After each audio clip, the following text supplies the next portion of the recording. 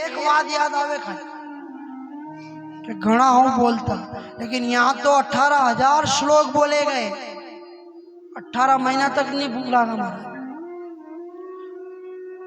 याद तो हम लोगों को भी आएगी सही। प्रतापपुरे में बड़ा प्रेम मिला महाराज, निस्वार्थ भाव से। नहीं तो बहुत सारे गांव में जाओ तो वहां के ये मैया कथा करे, निजी कथा करेंगे, तो आप लोग काम करो, आप लोग आखिरी दिन चल जाओ। पर यहाँ पर तो आप सबने मिलकर इस महाअभियान को सफल बनाया। वाह, बजाओ अपने नाम की ताली। और धन्य है माता, धन्य है ये पुत्र, और धन्य है ऐसा परिवार जो इतना बड़ा अनुष्ठान करवाया। धन्य है। जीवन में आप कुछ करो या नहीं करो, भगवान की भक्ति जरूर करवा लेना, यही काम आएगा। आज भगवान को भी अपने की याद आ रही है। वो यशोदा, नंद बाबा, वो गाय, वो बछड़े, ग्वाल बाल, गोपिया, सखिया, सब याद आ रही है। उद्धव जी ने कहा कि इस अकेले कक्ष में बैठकर आप गांव के ग्वालों को याद करोगे, उन गोपियों को याद करोगे,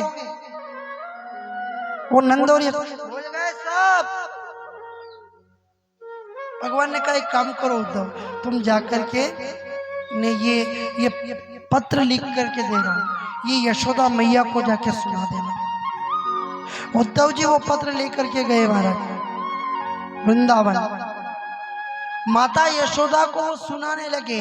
माता यशोदा ने कहा कि उद्धव मुझे एक बात बता, मैं तो कृष्ण को अपना पुत्र समझती हूँ, और मैंने अपनी सारी ममता उस तेरे भगवान में लुटा दी, तो तेरे भगवान को जरा सी भी दया नहीं आई कि एक बार आकर के मुझसे मिल ले? और तू मुझे ये ज्ञान देने आ रहा है? कितना बड़ा कर्मकांडी ज्ञानी है वो, कितना बड़ा विद्वान है उद्धव जी। और आज उद्धव जी महाराज अपना ज्ञान की पोटली माँ के सामने रख रहा। ध्यान रखना, दुनिया में अपना ज्ञान पूरे ब्रह्मांड में बिखेर देना, लेकिन माँ के सामने अपना ज्ञान नहीं चलेगा। फिर भी अगर तुम्हें ऐसा लग रहा है ना, तो एक काम करो उद्धव, जाओ जाकर वृंदावन की गोपियां है उनको जाके समझा दो कि कृष्ण को भूल जाए। गोपियों ने भी कहा कि अगर मेरे को बुलाना चाहते हो तो यमुना घाट पे राधा जी बैठी हुई है, इनको कह दो जाकर के कि कृष्ण को भूले। और उद्धव जी अपना ज्ञान लेकर के कृष्ण के पास, उस राधा जी के पास गए। राजा जी से कहा, देवी कृष्ण को भूलो, वो तो राजकुमार है, वो राजा है, अपने जीवन को धन्य करो, कृतार्थ करो, मोक्ष के लिए कामना करो। उद्धव जी ने जब ये बात बोली तो गोपियों में राधा जी ने कहा, ये बताओ कि मोक्ष के लिए क्या करना पड़ेगा? बोले उस पर ब्रह्म परमेश्वर की आराधना करनी पड़ेगी। बोले उसका कोई स्वरूप है? कोई स्वरूप हो तो हम उसकी आराधना करें। न कैसे करना पड़ेगी? बोले वेद का गान करना पड़ेगा, मंत्रों को गान करना पड़ेगा। न भूल हो गई तो, कि भूल हो गई तो कोई दिक्कत नहीं, अगला जन्म मिलेगा, अगले जन्म में उस मंत्रों से भगवान को प्रसन्न करना। न फिर भूल हो गई तो फिर मंत्र अगले जन्म मिलेगा। भगवान एक न एक दिन तुम्हें किसी भी जन्म में मिल जाएगा। राधा जी कहने लगी, उद्धव जी मंत्र से ज्यादा भगवान प्रेम से भूखे हैं महाराज, और कृष्ण को हमने प्रेम किया कि वो तुम्हें याद नहीं करे। बोले कि जो प्रेम करता है ना वो हमेशा याद करेगा, और प्रेम तुम्हारे भगवान ने नहीं किया, प्रेम हम भक्तों ने किया है, तो हम तो उन्हें रोज याद करेंगे। अगर भुलाना भी चाहते हैं तो तेरे भगवान कृष्ण को जाके कह देना कि वो भूल जाए। क्या तो प्रेम के भूखे, प्रेम के प्रेम प्रेम सब कहे ने प्रेम कहलावे सोए, 8 पहर जा बेता रहे, प्रेम कहलाए सोए। ध्यान रखना, आप ये कभी मत सोचना कि मैंने भगवान से प्रेम किया और मुझे इतना दुख आ रहा है, न भगवान मुझे जरा सा भी प्रेम नहीं करता होगा तभी तकलीफ ना। मेरा गोविंद बड़ा दयालु है महाराज, बड़ा कृपा निदान है, करुणा अवतार है मेरा गोविंद। आप किसी भी रूप में, आज नहीं तो कल, कल नहीं तो परसों, एक ना एक दिन मेरा गोविंद भी उस भक्त के लिए जलता है जो उसे सच्चे भाव से पूजता है। एक मोमबत्ती को देखा, मोमबत्ती, उस मोमबत्ती को जलाओ, अब जलेगा कौन उसमें? धागा। और रोएगा कौन? मोम। जलेगा धागा, रोएगा मोम। जलते हुए धागे ने रोते हुए पिघलते हुए मोम से कहा कि जल में रहा हूं, रो तू क्यों रहा है? तो उस जलते उस पिघलते हुए मोम ने कहा कि जिसको मैंने हृदय में बिठाया अगर वो जलेगा तो रोना तो आएगा ही सही महाराज। ऐसे ही अगर ठाकुर ने हृदय में बिठाया तो एक दिन ये भी जरूर आएगा, जरूर आएगा। बिठाओ, इसलिए गाया है, जो ध्यावे फल पावे दुख बिन से मन का, स्वामी दुख बिन से मन का, सुख संपत्ति घर आवे, सुख संपत्ति घर आवे, कष्ट मिटे तन का, ओम जय जगदीश हरे। बोले सच्चिदानंद भगवान की जय हो। सावरिया सेठ की, द्वारकाधीश की, बालाजी महाराज की, सियावर रामचंद्र भगवान जय हो।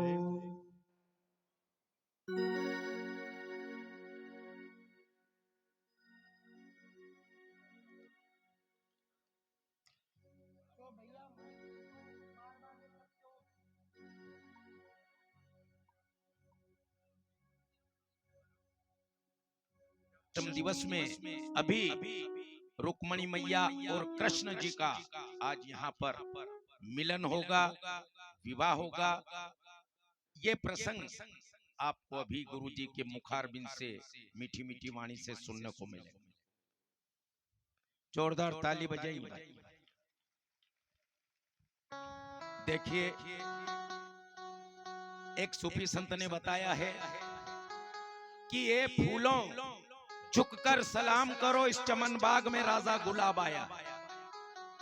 ये फूलों झुककर सलाम करो, इस चमन बाग में राजा गुलाब आया है।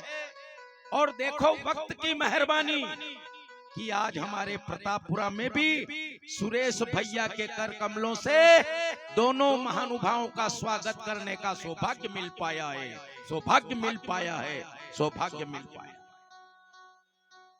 दोनों गुरुवर पधारे हैं, बहुत बड़ी बात।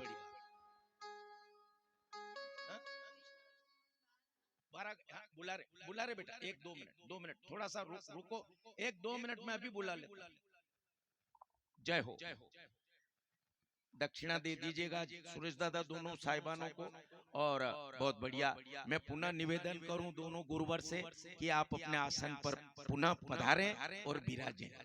जय हो। दोनों पधारिएगा, अपने आसन पर विराजें। और हाँ, दोनों पधारिएगा, स्वागत। जय हो, जय हो गुरुदेव, जय हो। आसन बोलिए साचे दरबार की, सावरिया सेठ की।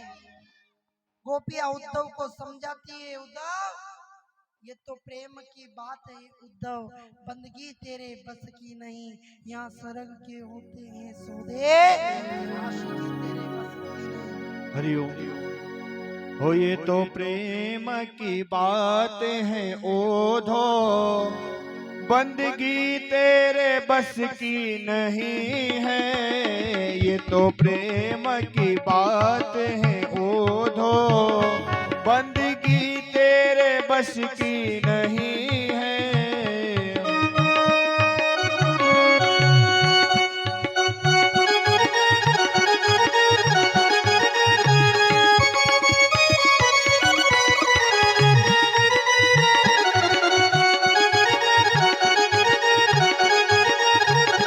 यहाँ यहाँ सद के होते हैं सौदे, आशिकी इतनी सस्ती नहीं है, ये तो प्रेम की बात है ओधो, बंदगी तेरे बस की नहीं है।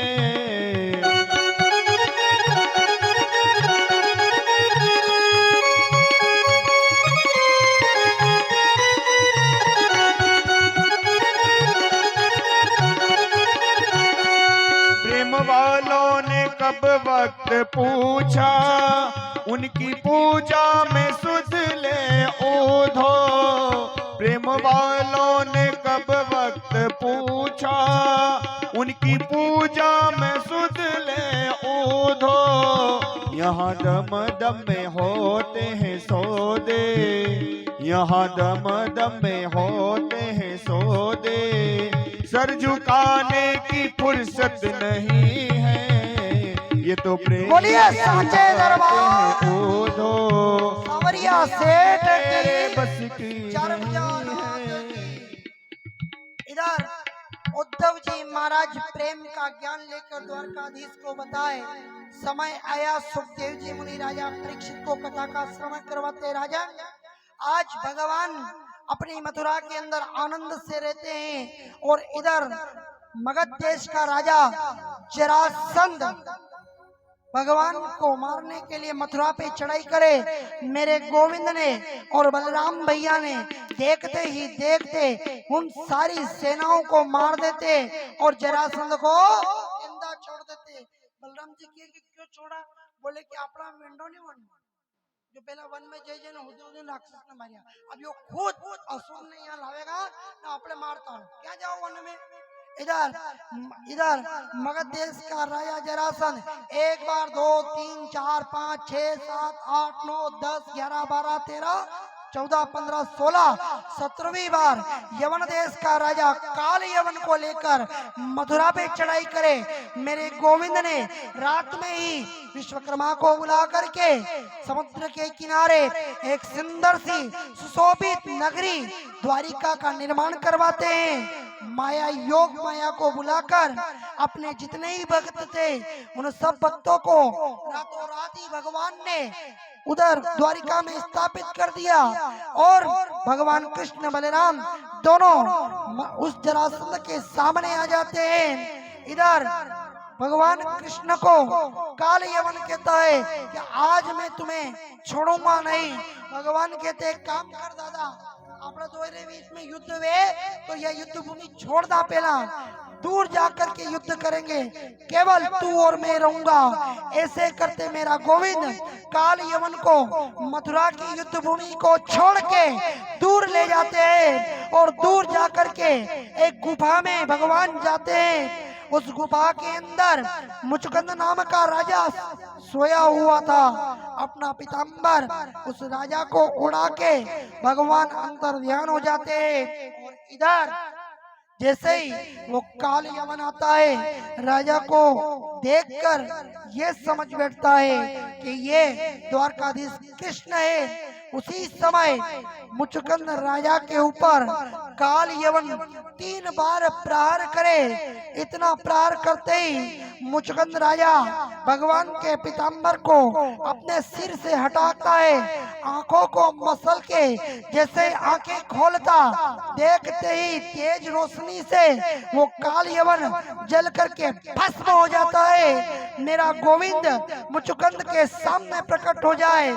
मुचकंद राजा ने कहा, हे द्वारकाधीश, हे अच्युतम ब्रह्मांड के नायक, आज आपने रण को छोड़ के इस गुफा में आकर इस भक्त को दर्शन दिया।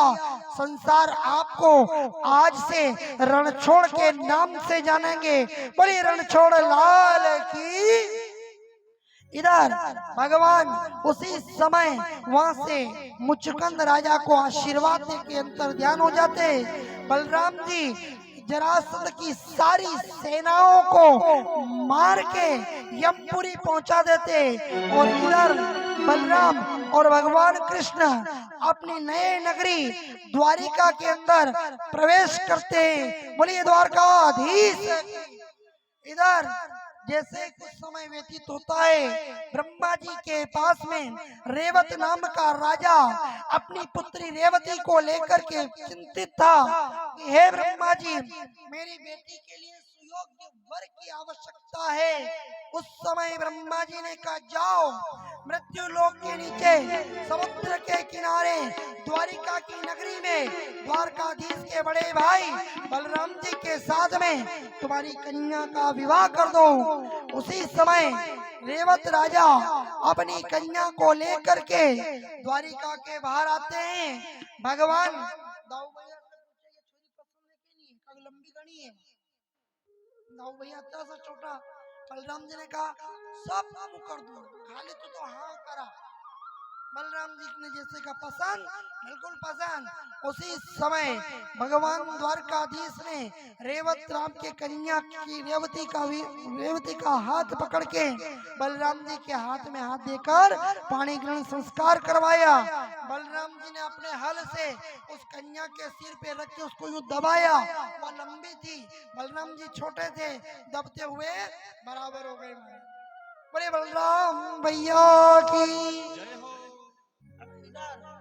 विवाह होने के बाद में बलराम जी ने कहा, दादा कर ले विवाह। भगवान की अपने को तो अभी इच्छा नहीं है, समय आएगा तब। कब करेगा? जब वक्त आएगा तब करेंगे, अभी कोई वक्त है क्या? अपने राज्य को चलाने लगे।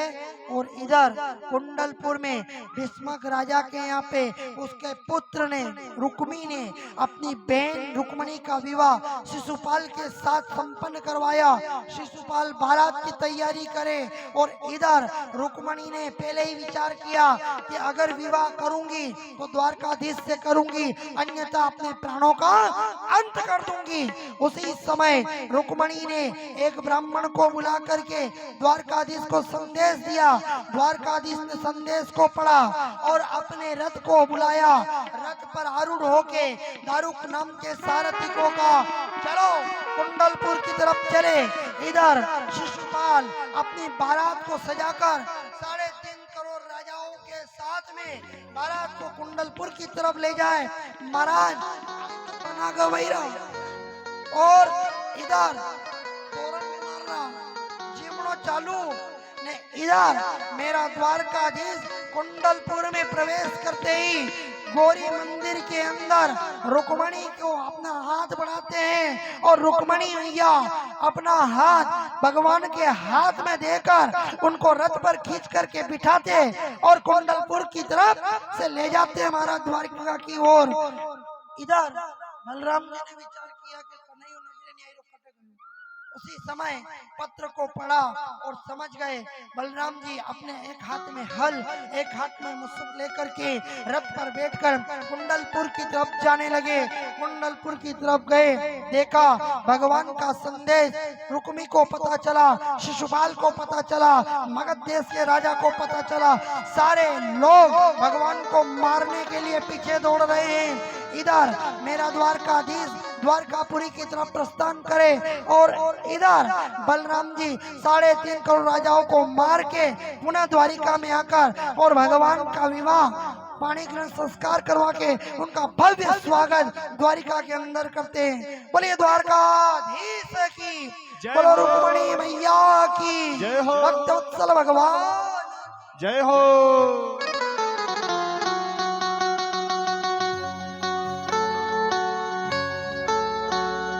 हो आओ मेरी सखियों मुझे मेहंदी लगा दो, मेहंदी लगा दो, मुझे सुंदर सजा दो, मुझे श्याम सुंदर की दुल्हन बना दो, मुझे श्याम सुंदर की दुल्हन बना दो। आओ मेरी सखियों मुझे मेहंदी लगा दो, मेहंदी लगा दो, मुझे सुंदर सजा दो, मुझे श्याम सुंदर की दुल्हन बना दो, मुझे श्याम सुंदर की दुल्हन बना दो।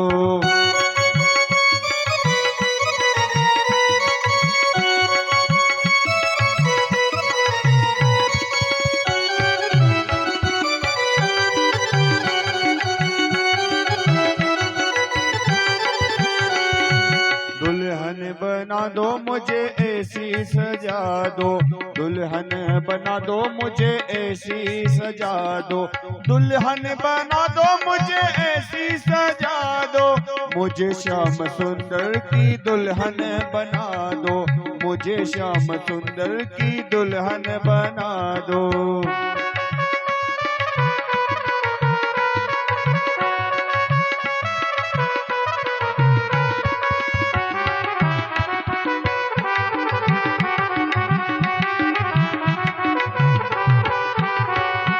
सत्संग में मेरी बात चली है, सत्संग में मेरी बात चली है, सतगुरु ने मेरी की निरे सगाई, सतगुरु ने मेरी की निरे सगाई, उनको बुलवा के हाथ लेवा तो करवा दो, उनको बुलवा के हाथ लेवा तो करवा दो, मुझे श्याम सुंदर की दुल्हन बना दो, मुझे श्याम सुंदर की दुल्हन बना दो, मुझे श्याम सुंदर की दुल्हन बना दो।